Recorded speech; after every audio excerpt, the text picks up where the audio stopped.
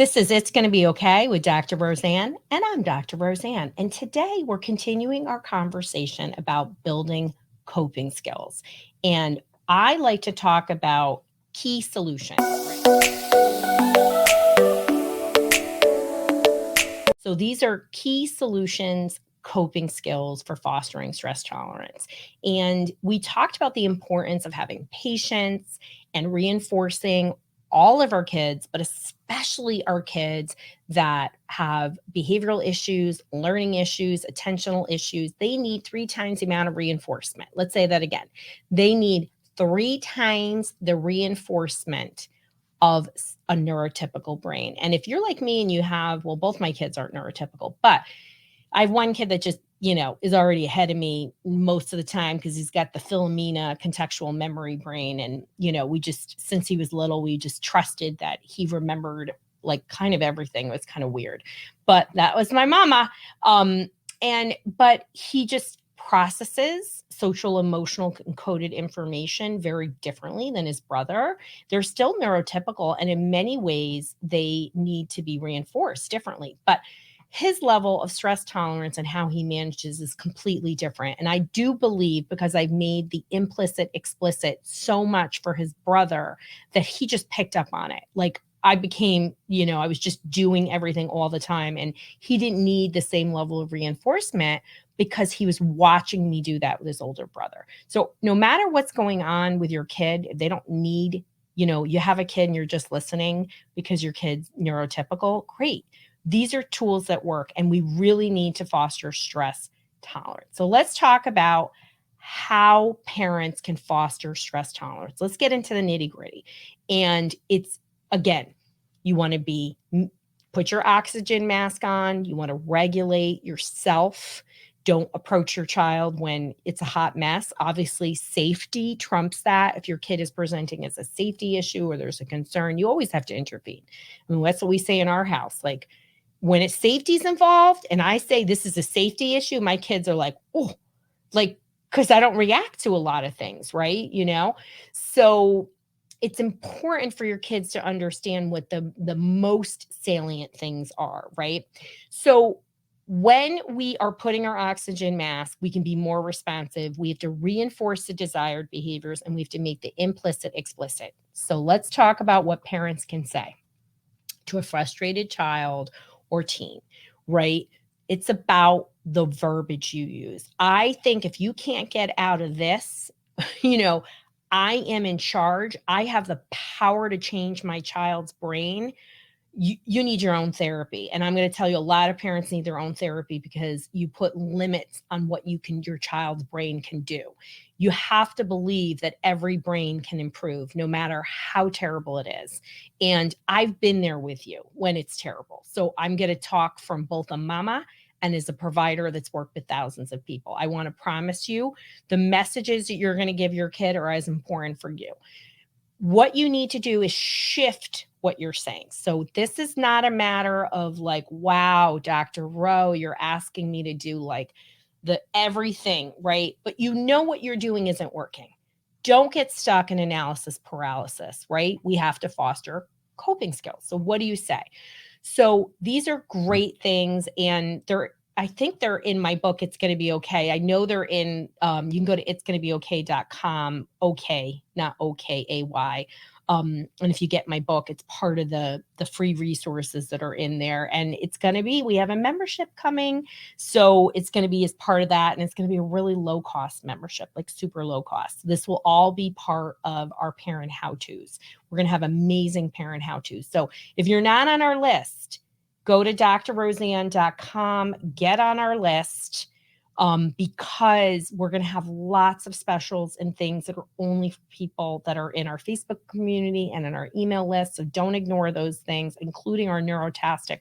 We're going to have a lifetime discount that will only be offered one time when you subscribe to our Neurotastic line and particularly our multi-mag brain. So hop on there, get in there. And I don't want anybody to tell me I didn't tell you. And so just get on the list. Don't call the office. Everyone call. But let's talk about what you can say. So your kid is frustrated and they're angry, right? I think these are the type of things that you need to say. So I have a list of over 100 coping statements that you can say as part of our It's Going to Be Okay book. And what you buy, you can go to that. You can go to that website and it's a resource that's free. But again, it's going to be in our community that we're going to be doing a low-cost membership so parents have resources. And my commitment to children's mental health, I want to give you accessible resources that are science-backed that help change behavior in the brain. We need that. So you're going to say things to your child like, I can handle this, right? I can handle this.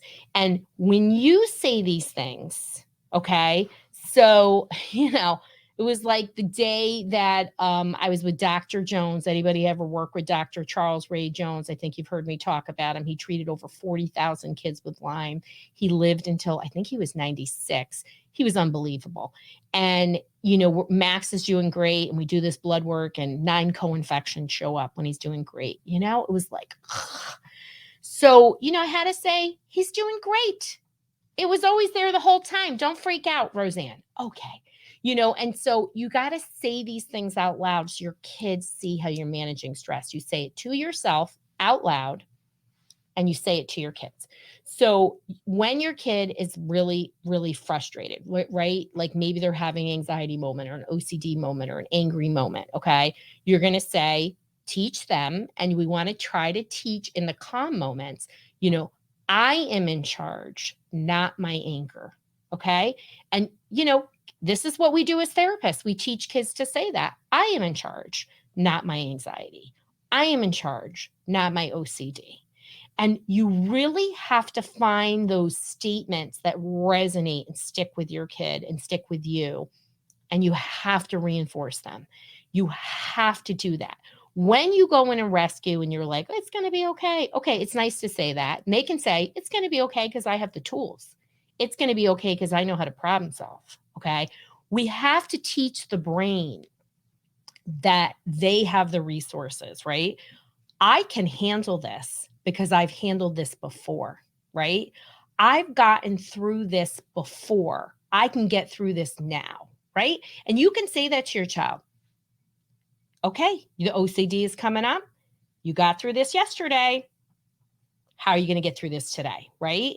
These are the kind of statements, right? I'm feeling really anxious. I'm about to have a panic attack. Okay, what is your body telling you to do, right? Your kid comes in and tries to get reassurance from you and you try to rescue. Oh, what is your body telling you to do? Oh, really? Okay. Your body's telling you that you're anxious. Now, this becomes something you have to get in the routine in. A one-off is not going to change them, right? They need, you already know, you heard on the last episode, a lot of reinforcement. Statements like, I am safe, right? For a child who's feeling really uncomfortable, right? That is really helpful. I can breathe deeply through this, right? This will pass or it will be over soon, right? When a person is uncomfortable. So sometimes our kids just get so big in their dysregulation and they're like, this is the worst day ever. And it's like, okay, well, that's what you said yesterday. And how many minutes did it last? Well, it was like a half an hour. Okay. So this will be over in 30 minutes. I want you to say that. And again, your kid gets in the habit of it. They may begrudgingly tell you to do that. They may tell you to off on ghoul. After time and you're role modeling and you're doing this, I cannot tell you what a game changer this is. I mean, people fly in for our brain behavior reset program and we focus on coping skills for the family and the child. You have the power to use this language. So I want you to feel really good about teaching your child how to get through uncomfortableness. That is how you deal with frustration tolerance. That's how you get things better. If you need more tools, you can go to drroseann.com/help and join me on the next episode of Fostering Coping Skills.